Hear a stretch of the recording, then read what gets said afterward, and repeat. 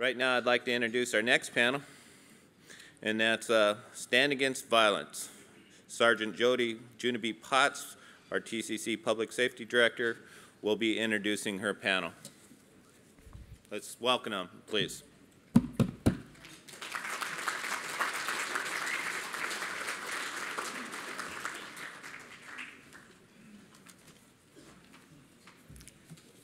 Good morning, tribal chiefs, delegates, youth and elders, staff, tribal members. I'm really honored to be here today to address a really serious and urgent matter in our region and throughout rural Alaska. And I just want to let our audience know that this is a tribally driven conversation that we need to have about violence against women, but violence in general has become epidemic. Hopefully this panel will lead to more courageous conversation in our communities throughout our region, especially as we advocate for change.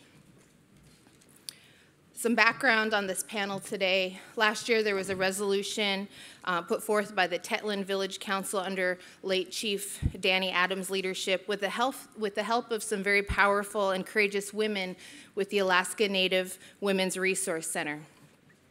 I just want to recognize the work and commend them for their brave work in this field of protecting women and children. These women have provided everything from a local village response to domestic violence, assisted victims in getting help and resources, and have even advocated at the state, federal, and international levels. We definitely need more leaders like these women. Nettie Warblow, Tammy Giroux, and Shirley Moses are our TCC regional representatives on the Alaska Native Resource Center, and I just want to thank them and commend them for their brave work.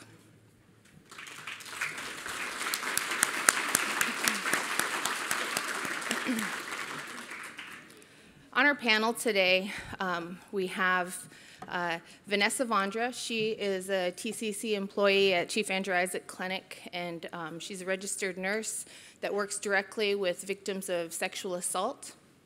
And she's going to be sharing some information with you in her field. We also have Tanya Esmelka, who works in child protection. We have Nettie Warblow, who we'll be hearing from next, and she's with the Alaska Native Women's Resource Center, and she's a tribal domestic violence advocate at the local level. And we also have Natasha Singh, who will be sharing with us some information on the advocacy TCC has done in order to make changes in VAWA. And then we also want to hear stories of resilience and hope for our communities and for our young people. And we have Ray DeWild, who's going to be sharing some words with us today. One thing I just want us all to think about, and I know that this is something that's been present in my life, is how many of us know someone, and we don't need to show hands, I just want you to think and consider this. How many of us know someone who is a victim of sexual assault, domestic violence, sexual abuse of a minor, and the crime was unreported, and there was never justice received? Just think about it a moment, and something may come to mind, unfortunately. And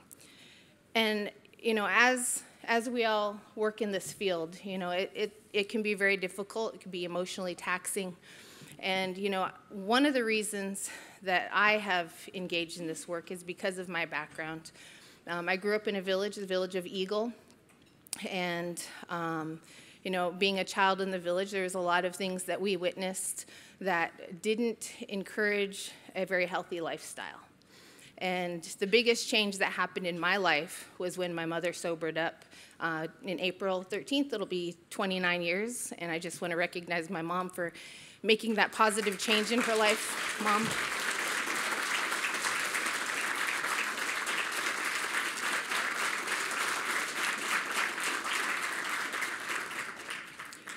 And that was the first step in my family of breaking that cycle. And a lot of the reason that I joined the career of law enforcement with the village public safety officers was because I wanted to make a direct impact and help make positive change for our communities. And when I finished college in Arizona and I returned home to Alaska with my 3 children, I really wanted to do something to benefit our people.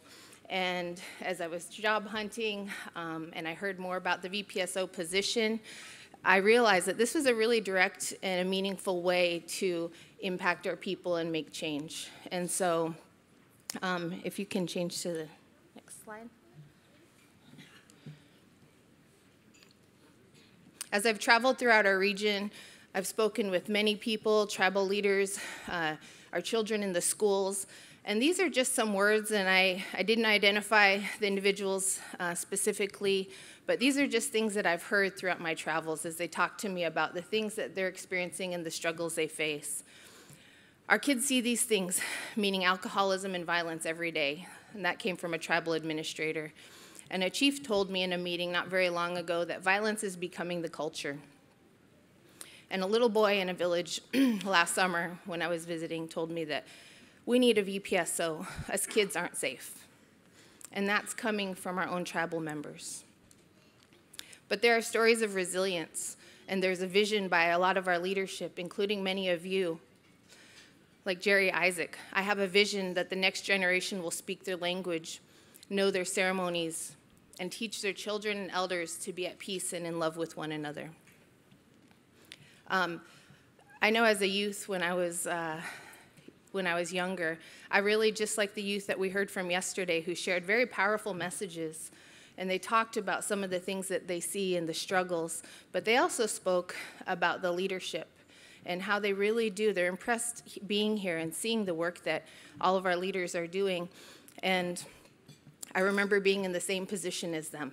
I remember being that young person, really looking up to our leaders and wanting to see this change. And I see that we've come a long way, but I also see in my career a lot of data.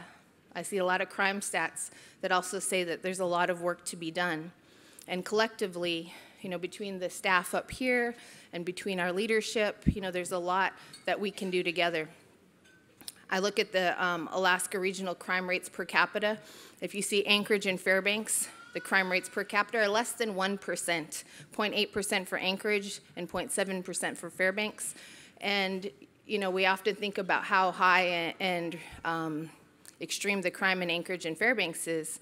But then we look at our rural and our small villages, and we see for the TCC region, the crime rates are actually 10.9%. And the majority of these crimes that we see are violence against each other, crimes against people. And these are just some of the crimes that I collected from statistics with the Alaska Department of Public Safety. You can see that we've had, these are our crime rates, crimes against people, but they're the ones that were only reported. And I know that there's a lot of unreported crime. And I want to talk about how we're receiving some of these reports. Most of our reports that we're getting are third-party reports. So it's someone telling us that someone beat up someone, and we have a victim there. And a lot of times when we go out to investigate, there may not be cooperation from the victim. They're like, oh, we're fine, it's okay, but we can see something happened. Sometimes we get calls in the middle of the night through dispatch. Alaska State Troopers get calls from a victim who's, getting beat up. They want help now. And we'll get repeated calls throughout the night about the incident. And then the next day when VPSOs and troopers fly up to the village, sometimes we don't get cooperation from community members, from any witnesses that were there, sometimes from the victim themselves. And so when I think about that, it really led me to look at some other data, because we know that there's a lot of things that happen that are unreported, and what concerns me about that is when things go unreported, there's no justice and no one's held accountable. And then our kids, everyone in our communities, our small communities, know that these things happen. And when no one's held accountable, it becomes the norm. I was in a village a couple winters ago, traveling through on snow machine, and I saw a young man that had bruised face, black eyes, and so I walked up to him and I asked how he was doing, and I said, hey, do you want to talk to me about what happened? Do you want to report this? Because I can see that you were beat up. And he goes, oh, no, that's just normal village stuff. And that instantly broke my heart, because I knew what he meant. I saw it a lot growing up.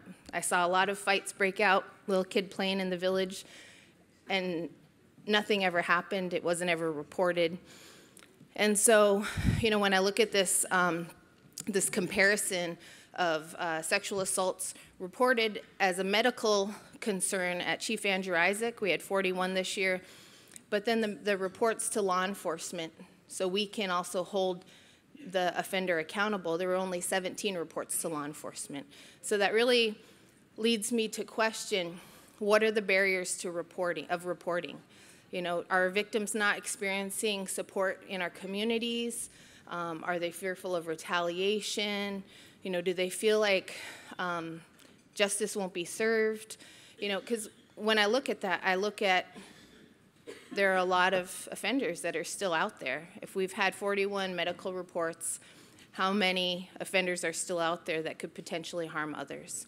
And so being in the field that I'm in, that really concerns me. Concerns me for the safety of our women and for the safety of our children. These impacts, when our children experience trauma like this, whether they witness violence like I did as a kid, where violence is the norm, we have to think about what that does to a child in the future and how that impacts them. In my next slide, the leading causes of death by age group for Alaska Natives. For 10 to 19-year-olds, it's suicide, unintended injury, accidents, the high majority of those being alcohol-related, and then homicide. 20 to 29-year-olds, you can see they're pretty much the same top three, and then same for our 30-year-olds. And that's really devastating. That's childhood trauma, and you're going to be hearing more from our panelists about childhood trauma.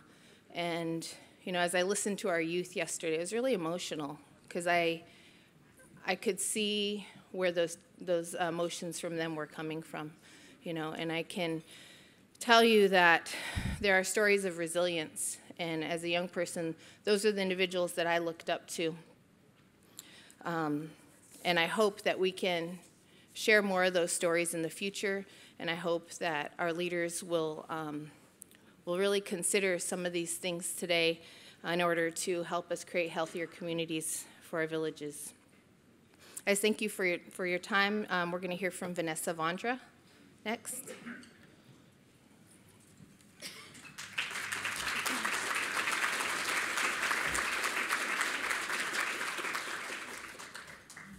Good morning. My name is Vanessa Vondra, and I'm a nurse at Chief Andrew Isaac. My parents are John Greenway and Cynthia Reed, and my grandparents on my mother's side are the late Jay Hill and the late Betty Hummel, and my grandparents on my father's side are John Greenway Sr. and the late Rita Greenway from Tanana.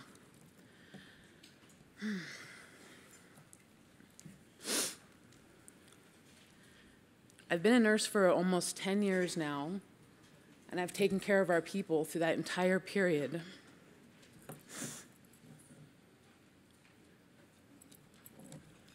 And this is by far the hardest thing I've ever done. Excuse me. My grandpa's at home, but if he was here, he would tell me not to be a cry sack. I've helped our babies into this world, and I've helped our elders out of this world.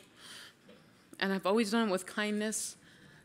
And I've learned a lot about our culture through my patients at the hospital and at the clinic. I left the hospital about 5 years ago and came to work at Chief Andrew Isaac because I saw all the changes that were happening, and I wanted to be a part of that. My family attends the clinic, and that's where we get our care. Recently, I've changed my position at the clinic. I've moved into the OBGYN department, which was not my background, but I think there was a reason why I did that. And about a year and a half ago, I worked with Dr. DeSchweinitz and Dr. Pierce, and they urged me to be the person to be contacted to help collaborate care for our sexual assault victims. Previously, our people that were assaulted in our villages if they decided to get help, would be flown into Fairbanks and have an examination by our awesome Sane SART nurses at Fairbanks Memorial Hospital. I work with them, unfortunately, almost on a daily basis, but they're wonderful, wonderful people, and they're very kind. Our family members would be flown into Fairbanks, get their exam, and then go see Tess or somebody in travel and fly back home. There was no aftercare arranged, there was no counseling, and there was no follow-up lab testing. So now, instead of having our victims flown in and getting their exam and then go right back home, we're touching base with them, and I'm assessing what else they need, whether it's social, medical, anything else that they need, and I get them into counseling and follow up with them for 6 months.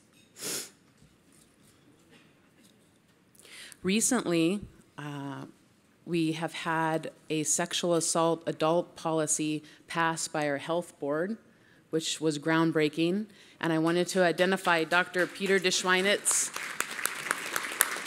for writing the policy and helping to keep our workforce together. Thank you.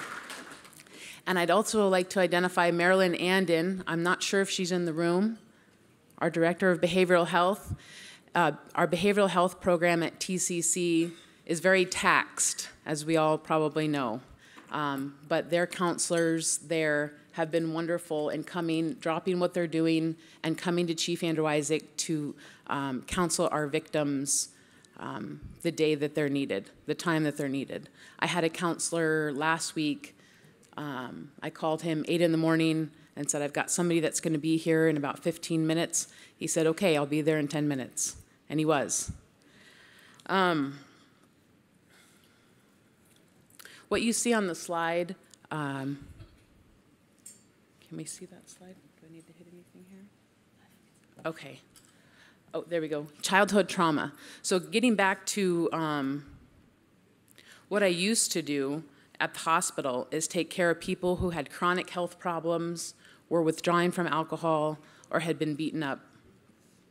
And once I got to talking with them, if they decided to talk with me, is that they had a lot of childhood trauma in their background. They've seen things like seeing violence, victim of emotional or verbal abuse, victim of sexual abuse, alcoholic parents, substance abuse parents. They've experienced neglect and victim of physical abuse. A lot of people have experienced these things, but not everybody, many people have used resilience to help them get through this.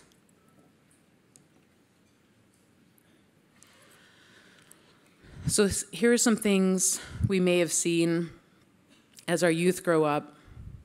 We all know the youth that we're proud of, that come up on the panel and do great things with their life, and maybe they've experienced some of these negative childhood traumas. But we also know our youth that we're frustrated with, the ones that are making poor choices and not doing a lot with their life and not setting a good example. And these are some of the things that they tend to do if they don't have resilience to help them get through life and make good choices. So we use this slide in our presentation to our healthcare community. And what we see are a lot of young people dying, both at the hospital and in our communities. Sometimes before they die, we see a lot of early disease, disability, and social problems. And they're making a lot of health risk behaviors. And we all kind of wonder, why don't they just pick themselves up by their bootstraps? Why don't they just not do that? And when you dig down, you see a lot of social, emotional, and mental impairments. And when you keep digging, you find those adverse childhood experiences. I lost my place in my notes, I apologize. I also wanted to thank all the organizations that I've worked with, both interior and in the community, the Alaska Native Women's Resource Center, all of our tribal council members, our health aides, our TFYSs, all the wonderful, wonderful ladies at Fairbanks Memorial Hospital and the St. Sart nursing program, the Alaska State Troopers, and the Interior Center for Nonviolent Living. Sexual trauma has affected our communities for generations. The first step is breaking the silence. That's what Shirley Holmberg taught me. The next step is to support the victims and survivors when they come home, not the perpetrators. The last step is to prevent further trauma by holding the perpetrators accountable and at some point getting them help. Will you join us, and together we can strengthen our communities and stop the cycle of violence for your children and your grandchildren. Thank you.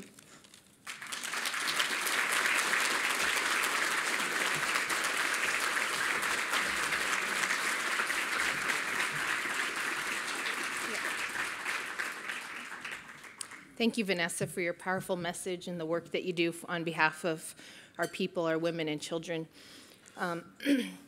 Before we move into our next panelist, I just want to recognize the men that are here today that are taking these reports of violence, investigating them, and trying to hold people accountable and make sure our victims receive justice. We have VPSOs in the audience, Dave Atbury of Minto, and we also have our rural unit troopers, Kamau Lay, Matthew Iverson, and the rural unit sergeant, Michael Roberts.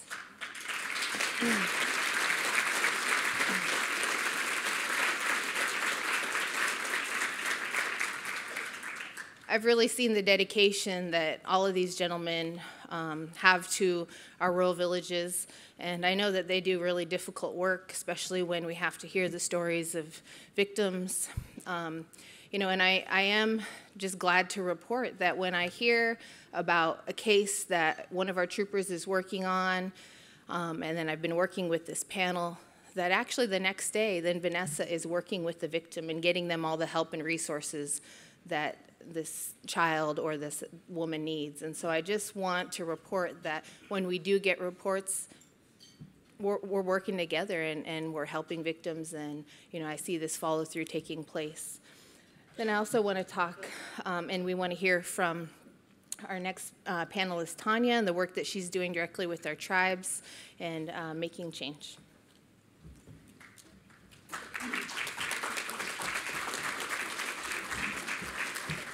Good morning. Thank you for allowing me to speak to you. It's my pleasure and privilege to live among your people since 1990. My children are enrolled tribal members in Nulato. So my name is Tanya Smelka, and I serve as Tanana Chief's Rural Domestic Violence Sexual Assault Coordinator. And my job is to work closely with village communities that have signed a resolution. There are 23 of them. So far, I've been able to provide resources to those villages and referrals to individuals, any beneficiary under Tanana Chiefs. I can provide direct referrals and get them the help they need. But the overall goal of our services is to develop an official written DVSA protocol. Violence affects every one of us, every member of our community, from our elders, our uncles, our aunties, our children, our unborn children. It's really important not to forget the unborn child.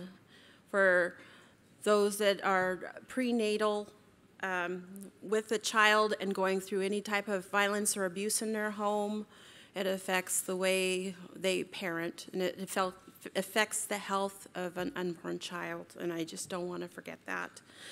Now is the time to engage all of our communities by generating interest, advocating for the victims of violence. By providing DVSA services to all of TCC region, we are filling a social service need, while also connecting those victims to the services and the resources back to the villages so that they can provide good follow-up to any victims of violence. TCC Rule DVSA will bring education through awareness, provide resource materials to all TCC staff and others that are interested, engaging the community with the end goal of having that official DVSA crisis protocol working. It's the goal to have all 23 villages have a written protocol. And I'd like to acknowledge that the village of Tetlin has taken that step and commend Nettie Warbelow for her work on that. I hope that they can be an example of a village that is actively engaging in that. It is my hope that all villages will intervene when there's domestic violence or sexual assault going on. You will support by providing the resources, and you will follow up with any victim so that they are comfortable coming back home to the village. So my services are open to everybody. I'm very, very happy to answer any questions, give any referrals. Please take the time and contact me if you have any questions or concerns. And with that, Ana Basi, thank you for having me today.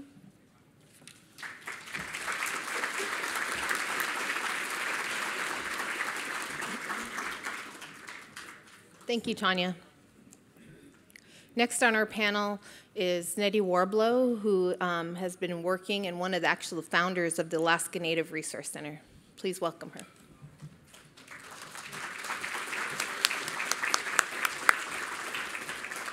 Good morning. My name's Nettie Warbelow, and I'm originally from Tetlin, and a lifelong advocate for safety of women and children.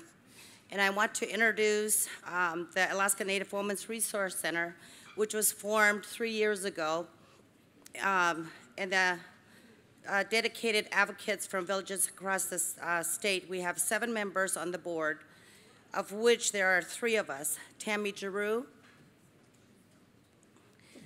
Shirley Moses,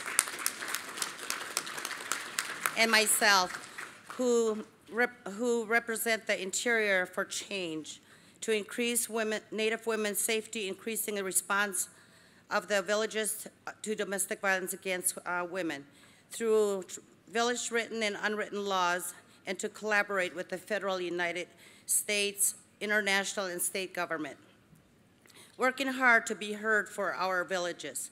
Throughout the state of Alaska, we have developed a curriculum to work with the villages, locally with the villages, remembering our own teachings, our language, and our voices. Organizing efforts through working with the villages, state, national, and international government. Making efforts for social change through law and policy reform. Inspiring change by teaching hearts and minds. The intent of the panel is to reflect on the resolution 2015-26 that the Native Village of Tetlin submitted to increase the safety of Alaska women, which was passed last year. Items solicited to participate in person or written testimony for the federal annual Violence Against Women consultation, to develop a response to missing and murdered Alaska Native women and girls, to submit written testimony to the State of Alaska Council on Domestic Violence and Sexual Assault, and the state's 3-year Stop Violence implementation plan, and how the state can best consult with and coordinate with Alaska tribes, and that TCC and the Alaska Native Women's Resource Center conduct a unity meeting on violence against women at future annual TCC conventions to provide critical information to tribal leadership and members beginning in 2016. Also, that the federal government recognize the immediate response to the following: implementation and recommendations from the Indian Law and Order Commission report to plan and conduct annual violence against women consultations in Alaska and all federal departments and human services, and state to ensure adequate representation of 40% of the country's federally recognized tribes, and provide Alaska women the same protection under the Violence Against Women Act as other women in the United States. Specifically, one, amending Section 904 of the Violence Against Women Act, enforce compliance with by the state of Alaska with the Violence Against Women's full faith and credit provision, to recognize and enforce Alaska tribal court protection orders, provide separate annual non-compliance formula funding to support life-saving victim advocacy services to our villages, develop and maintenance of local tribal justice responses, also to provide Alaska Native tribes with an annual formula tribal set-aside under VOCA. And the state of Alaska will work with the 229 Alaska tribes. There's so much more to say to you today, but I was only given 5 minutes. If you want to learn more about the Alaska Women's Resource Center, contact Tammy Giroux, Shirley Moses, or myself. In closing, I want to say it is very important that our village voices are heard for systematic change to keep our women and children safe in our communities and in our future, and continue to strive for a safe, healthy environment for the next generation to come. Tina'i, thank you very much.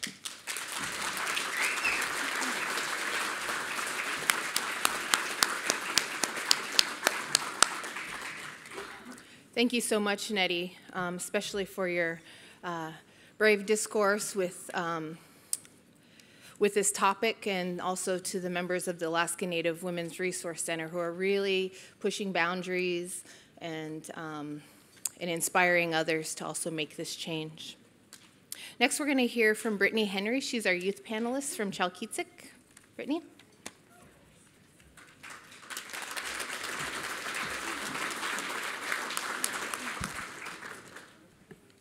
Hi, my name is Brittany Henry. I'm from Chalkitsik. The Violence Against Women panel is what I'm most interested in because I feel like it's an unspoken rule that needs to be addressed. Violence occurs when alcohol goes into the village. As we all know, alcohol is a depressant and takes people to places that they would not normally go if they weren't drinking. It makes me sad hearing of the past violence in my village, especially when some of them are your relatives. And we all heard of the high numbers of women impacted by the violence, and Alaska has the highest rate of sexual assault and domestic violence. I have been in the Sitka Youth Leadership Committee, SILC, for 2 years since I started schooling at Mount Edgecombe High School. I've learned a lot from SILC and how to start projects in small communities to educate, learn the signs, and help those impacted by domestic violence and sexual assault. I want to take everything that I have learned to help all the small communities in our region. I want our people to know that everyone deserves to be safe and treated with respect. I hope to be able to teach my friends and family how to recognize the signs of unhealthy relationships and how to walk away or get help when needed. I've seen how violence has hurt people that I love, and all that I want for them is to feel safe and to be able to teach their children that violence is not acceptable. There is no health classes in the villages that teach about healthy relationships, and I would like to see that in the future. Our violence causes trauma for those who are victims and for anyone who may witness it, especially our children. I want to see a decrease of the rate of sexual assault in Alaska. Our communities are small enough to where we can eliminate violence in our village. We can start reporting violence and letting others know that it is not tolerated. The first step to take would be educating everyone with classes and health classes in our schools. Masicho.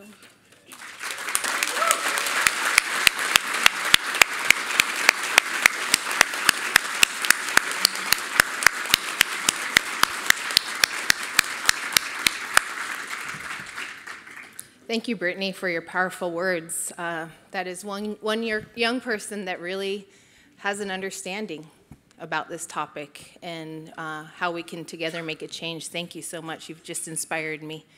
Our next panelist is Ray DeWild, and he's going to share his story of resilience with you. Ray?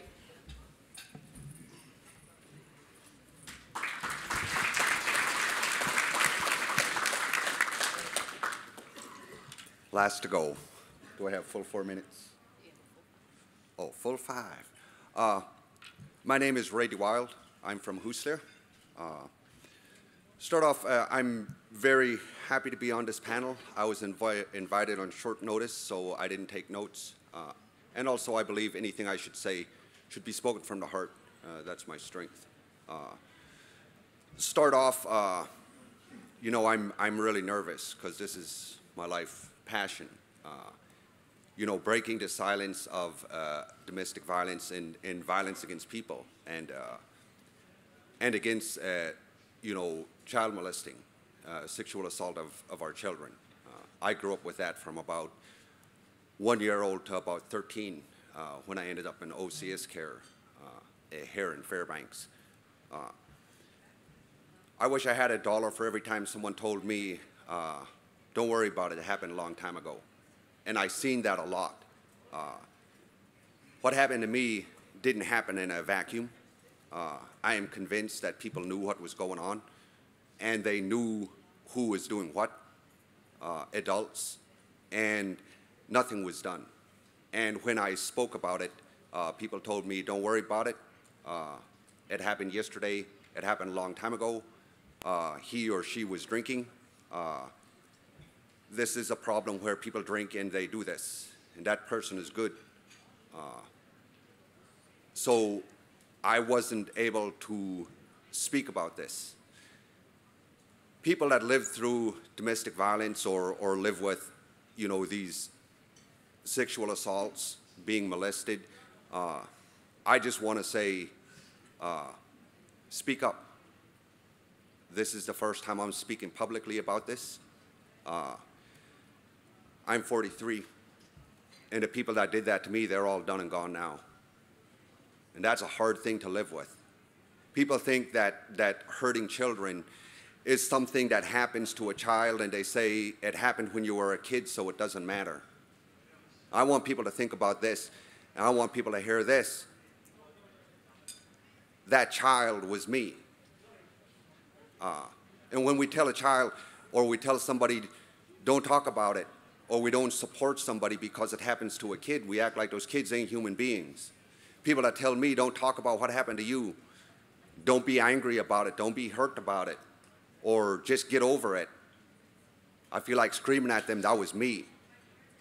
This wasn't something that happened to somebody else. That little kid didn't die. When we talk about violence and we talk about the need to protect our tribal members, and it's real, because I get to live the rest of my life with the memories and carrying the trauma of what somebody did because they were drinking, because they didn't want to control themselves. And more importantly, because the people I grew up with, the people that loved me, the people that were supposed to protect me, the leaders, those that were supposed to stand up and protect children and protect women and protect each other, didn't. Sexual assaults, domestic violence, child molesting, child abuse, it doesn't happen in a vacuum. And it doesn't happen to a little kid that dies and turns into an adult. I personally remember those things, and I always will. We want to end on a better note, but that's something that we need to hear, and that's something that we need to say. So what did I do with my life? You know, I was in OCS care. I bounced through 12 different foster homes here in Fairbanks. I was so pissed off I never stayed with a Native foster home. I said, that happened in a village. People seeing what was going on, nobody did anything. I stayed with non-Natives. Took me a long time to come back to my people. Took me a long time to see that my people were good people and that I come from strong people, to regain my love for my Native people. One thing I didn't want to ever do with my life, and I thought my anger against the silence all of those that told me to be quiet and don't say anything, all of those that opposed me when I spoke up or when I tried to speak up. I decided I never wanted to be that person. Now, you guys seen a slide earlier today during this panel talking about the effects: suicide, early sexual activity, depression, alcoholism. That was me. Up until I was 22, I was drunk almost all the time. I started at 11. We talk about generational trauma, and we talk about how this goes from generation to generation. This is nothing but generational trauma that came down on me. My parents had it rough. Her parents had it rough. A lot of people had it rough. I was 22 years old, woke up hungover as hell with my loaded gun. I've been waiting for 9 months to kill myself. Some girl I only knew for 3 weeks said, "I'm pregnant." That was the last time I drank. I remember standing out by the ocean with a 6-pack of beer, and I popped this beer on I was drinking Miller. And I watched the ocean rolling in, and I opened up that can of Miller, and I had a drink, and I started thinking, like those waves coming at me, I started thinking about all the things, all the alcoholism I seen, all the times people looked the other direction while I was being molested. Thinking about laying there listening to myself being bartered away for a half bottle of whiskey. All the times I seen drunk people being violent against each other. It was like those waves coming on me out of the ocean. And I thought about my little kid that I found out was going to be born. And what went through my head is, excuse my language, the bullshit stops here. This is not going to befall my kids.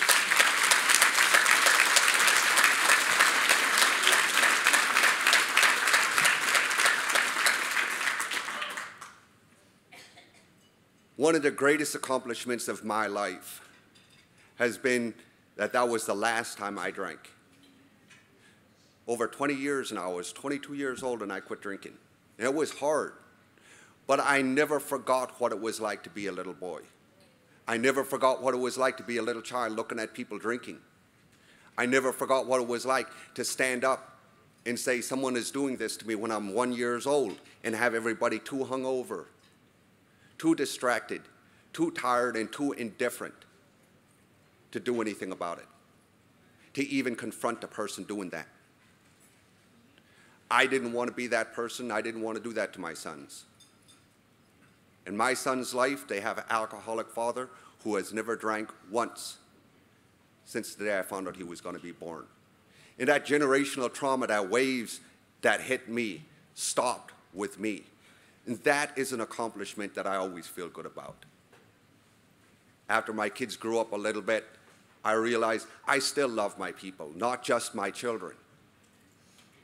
I love my native people. I love my culture. We're better than this. If I could do it, anyone can do it. So I became a foster parent. I'm proud to be a foster parent. It was a long walk from being that child in need to being the person that children need. I became a counselor, and I changed my life.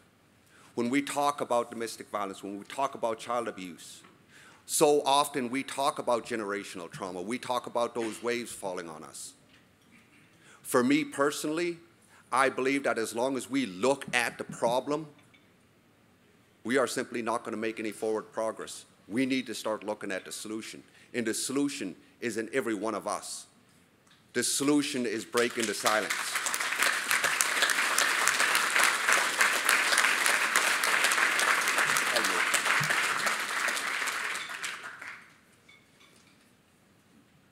We often depend on people with educations. We depend on people who go up to the university and get degrees, and I have a great amount of respect for education. But educated people don't know as much as we do. I have yet to meet someone up at the university who's lived a life different than ours that can speak with more realistic or more realism, more authenticity than I can. I came up through it. I am a child of alcoholics. I am a sexual assault victim. I am a physical abuse victim. I am a foster kid. Those things taught me how to get where I am. We've all lived with these things. I encourage everyone, and especially our leaders, to start standing up and using our own people, educated or not. And I encourage every man out there to stand up, because our women, 5 women up here and 1 man. Where's our warriors? We got a war on drugs and alcohol.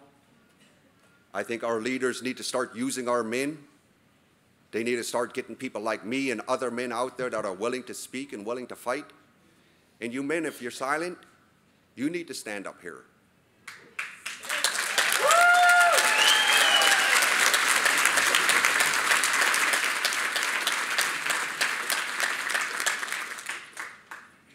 You know, this is our fight. This is our cultural responsibility as men. This is what we're supposed to be doing. We're supposed to be fighting the enemies of our women and children and of our people. And to me, the enemies is drugs and alcohol and silence when innocent people are hurt. So stand up and make a fight. Thank you, Jody, and thank you all for hearing me.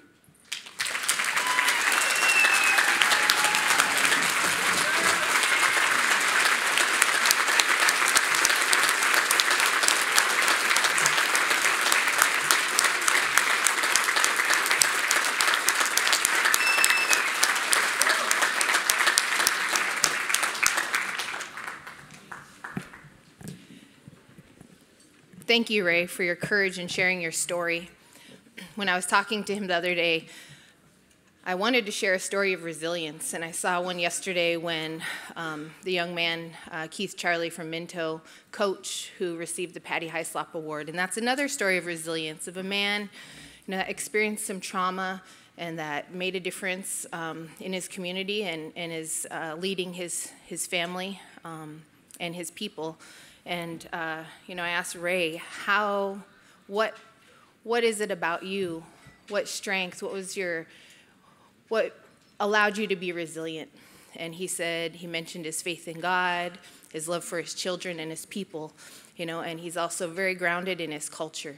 And that was really powerful to me. And so I'm really thankful that he agreed to be on our panel. We're going to wrap it up. A couple things I want to mention about prevention. Just as our youth panelists said, and our youth mentioned yesterday, that when we look at preventing violence, we have to take a look at the root causes of violence. And in my experience as an officer, there has not been one act of violence in our community that isn't alcohol and drugs related. And so TCC has looked at that. Our leadership has joined us with our communications department and created a public service announcement that we're going to play, and we're asking everyone to join us in taking a stand. This is PSA isn't trying to point at any particular people, but it's just joining us in reporting some of the things that are the root causes of violence in our communities, which is the trafficking of drugs and alcohol. Can you play the PSA, please? We're taking a stand. It's time to take back our neighborhoods and communities. We've seen a significant increase in drug-related violent crimes throughout interior Alaska. If you see something, if you know something, say something. Report drug trafficking, illegal bootlegging, and violent crimes in your community. Help us keep you safe. Join us by helping us protect Alaskans.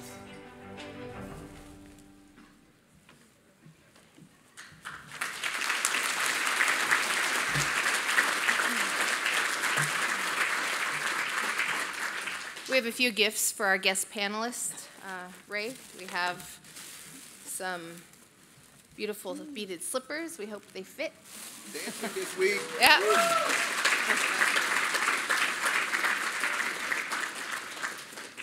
Nettie.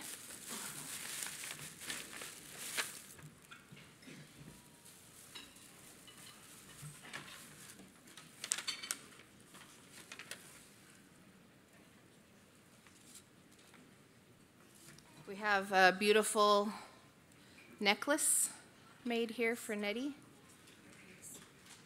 Thank you. And for our youth panelists, Brittany.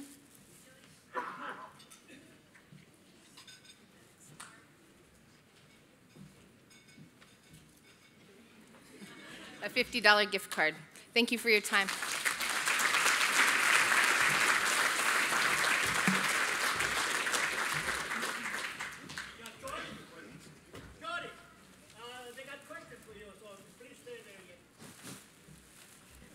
How do you turn this? Oh, here we go. Good morning, Sergeant Potts.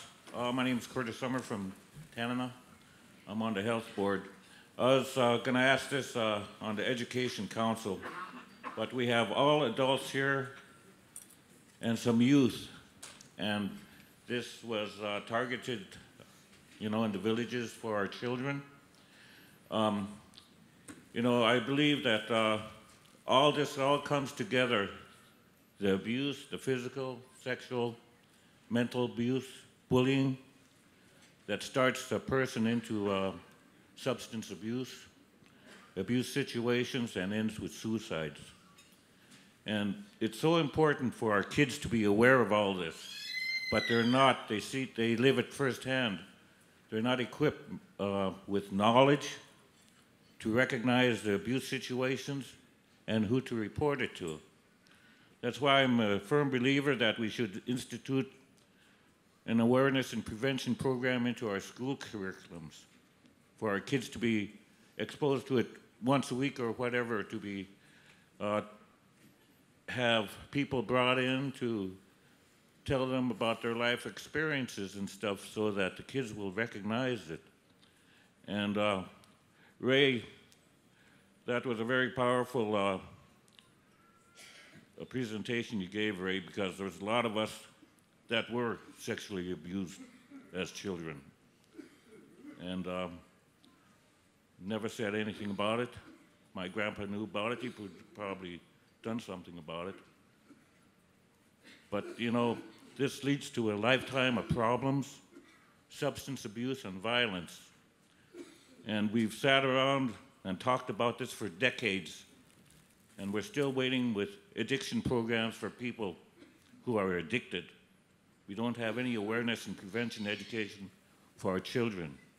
I'm planning to go to the Education Summit this fall and ask them what progress have we made in instituting this kind of program for our children into the school systems. Thank you. Thank you, Chief Curtis. I'm Patricia Salmon from Chalkisik, and I'm really enjoying all the panels and the state troopers and the VPSOs here.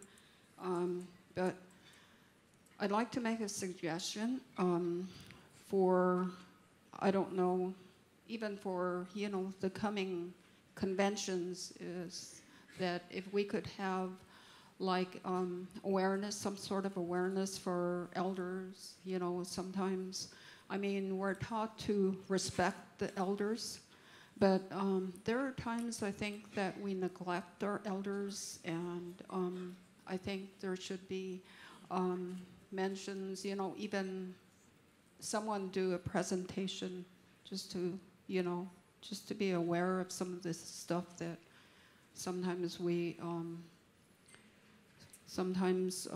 just to be aware of what's happening. Thank you. Thank you, Patty. I'm Adeline Juniby Potts. I'm originally from Eagle. Ladies, I'm speaking to you, every one of you in here. I am no longer a victim. I have been sober 29 years, coming on April 13th.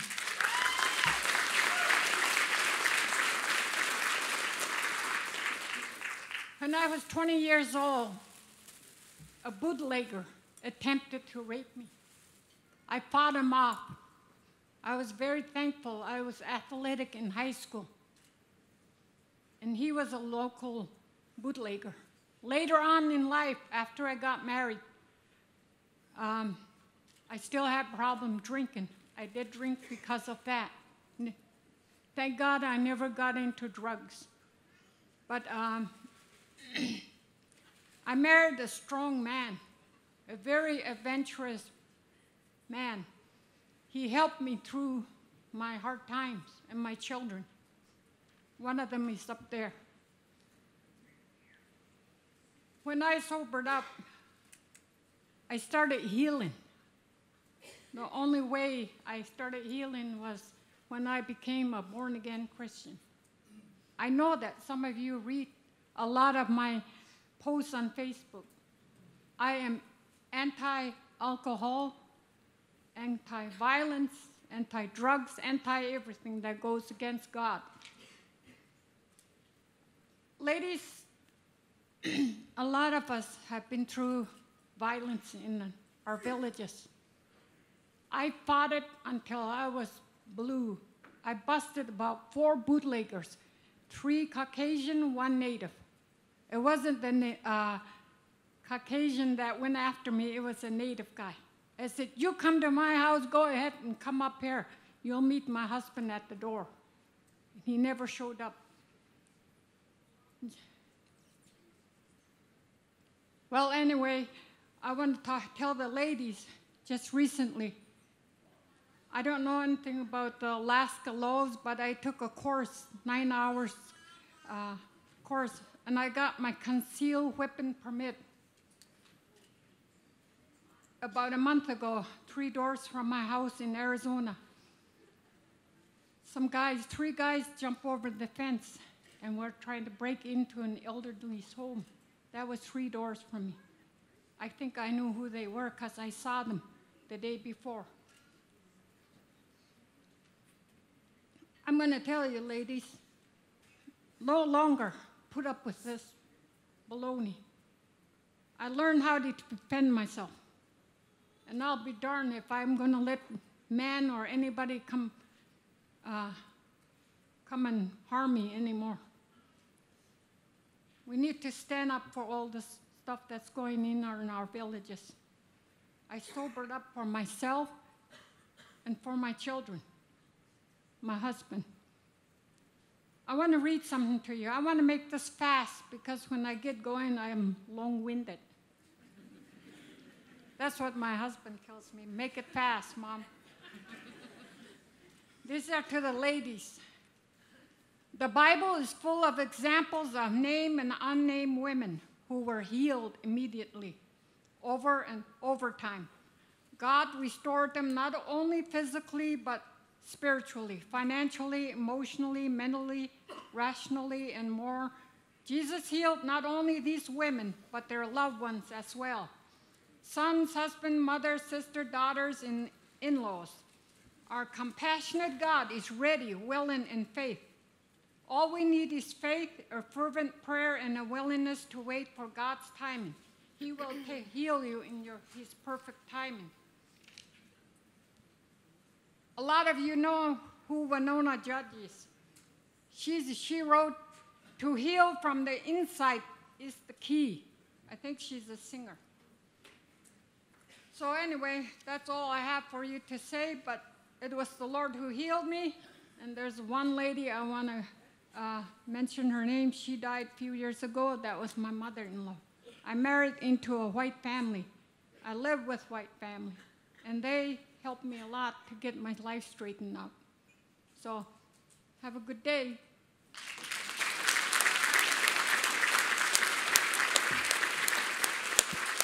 Hello, everybody. Once again, this is Roy David. I work with Tinakanaka. And my heart is burning when I heard the news. And I wanted to do something about the village. Like my hometown, a lot of things going on, like drug, alcohol. And I used to be Alaska State Trooper in 1974 with them because I stand for the Alaska State Trooper. I stand for VPSO. I stand for the city police. I stand for some kind of like a law.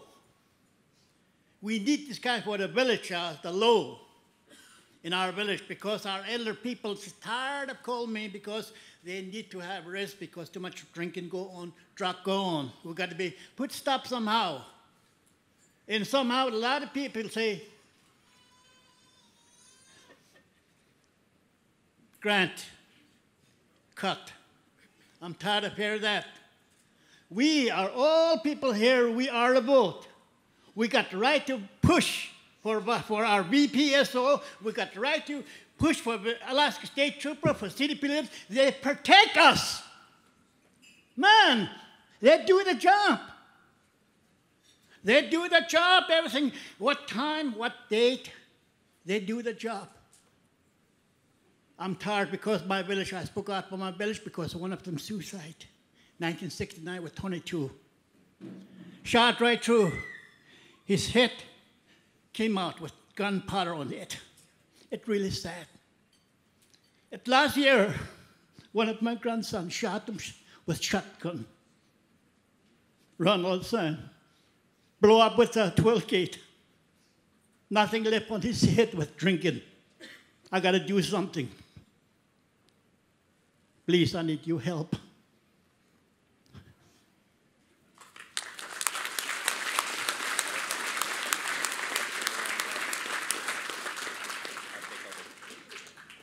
Hi, I'm Ray Piper from Healy Lake.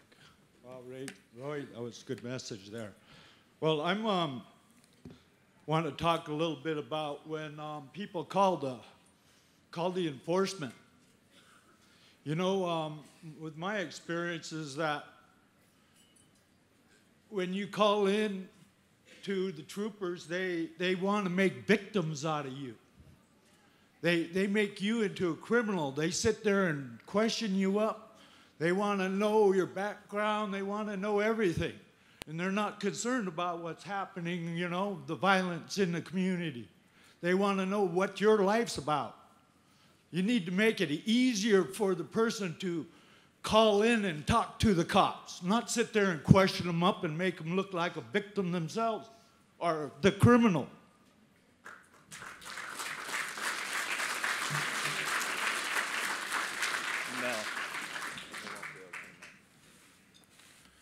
I just really like to take this moment and thank Sergeant Jody Potts. I want to thank the panelists and Ray's message. It was very strong.